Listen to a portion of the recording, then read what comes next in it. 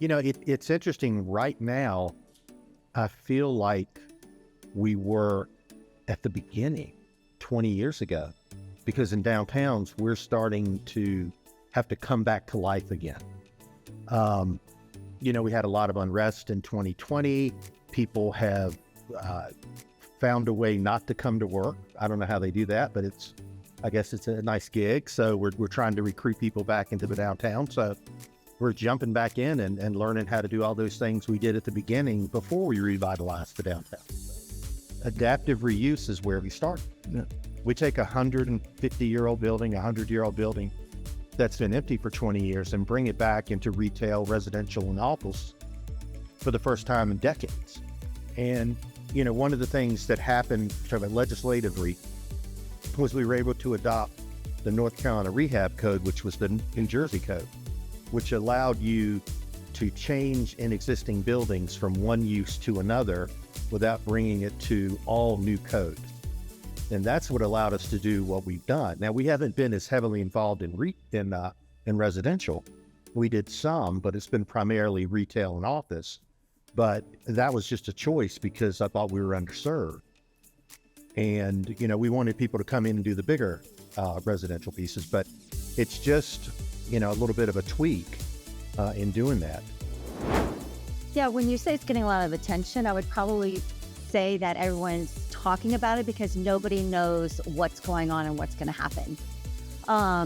It's a big question mark for a lot of different companies. They're trying to figure out this whole outlook in the future, and nobody knows what it's going to look like. Hybrid is here to stay for a while, and it is to a point where there's certain sectors of the business that they figured out it's seamless to work from home. So call centers, those types of uses, they have completely gone remote, and I don't think they're coming back because they haven't found a decline in the productivity. That said, I think with other types of tech firms and even law offices, they're back in the office every single day.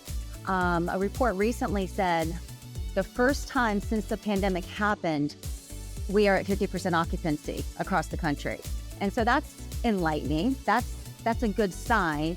And especially when you think about occupancy, you're never at 100%. And so if you're at 50, you're typically around 75 to 80% at any given time because you have travel, vacations, people that are never, they're remote type people anyway. And so 50% sounds like, how full, but it's actually not.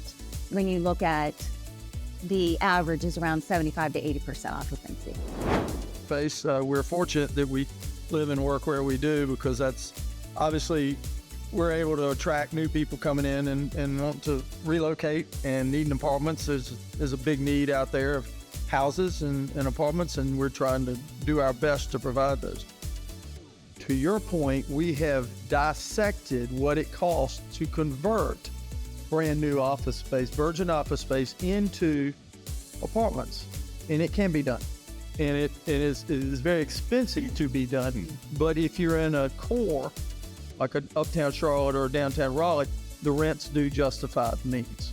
Okay, so it can be done. It's going to be done because you're not going to fill those empty office buildings up until you convert.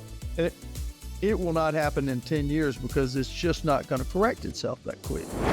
And my primary clients are on the developer side, so you can imagine that's more challenging today given the interest rate market. But if you're in a market like Raleigh or North Carolina, as these guys said, we're in a much luckier place to be. I think whereas you get big dips in other parts of the country, ours are a little narrower, but we do get the large jumps too in economic times are bad. If you've chosen real estate for a career, you're by definition optimism. We all believe it's going to come back. We're all playing for the long haul, the long run. What's going to happen in the next 6 months? I mean, are we done with interest rate hikes? We've got to be pretty close, right? I mean, inflation seems to be coming back under control. You got to adjust to how you're financing projects, but I think that's probably a short-term problem on a relative basis. we're in a market here that's a little bit different nationally because of the economic development success and the access. And I hate to keep taking it back to legislative issues, but the last 5 or so years, 10 years, what the legislature has done is bringing down corporate tax rates and things like that has made a very business-friendly environment for industry to come into the area. So that's kind of kept industrial better than afloat, but stoked. Even when people are kind of taking their foot off the gas, they haven't hit the brakes. They just kind of slowed the process back down. And really, it comes from folks looking at outside money, going to the bank, whatever, and they've got to make that pro forma pencil based on what they're borrowing. And if it doesn't pencil, they're either waiting until they get a better rate, or they're going to 50 banks rather than 5, Right. or they're just waiting. And so maybe they have all their site civil work done or all their pre-planning work done, and they got the project in the can, but they're just waiting until the money lines up. Well, obviously, you've all heard of VinFast, Wolfspeed, and Toyota, and hopefully those are all coming along. We also, in our area, picked up a lot of life science businesses. Pfizer is growing like crazy. So what we haven't seen quite yet is some of those new businesses, even the ones that have their buildings, start to hire. We haven't yet seen the people coming or the suppliers coming behind them. And we did a little research too. Life sciences apparently doesn't have the same coattails that other industries do.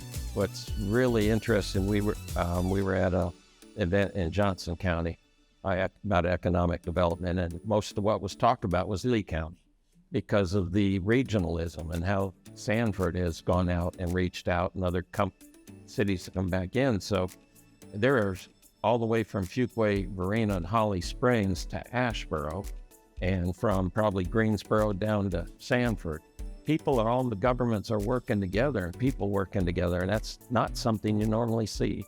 And it's really exciting.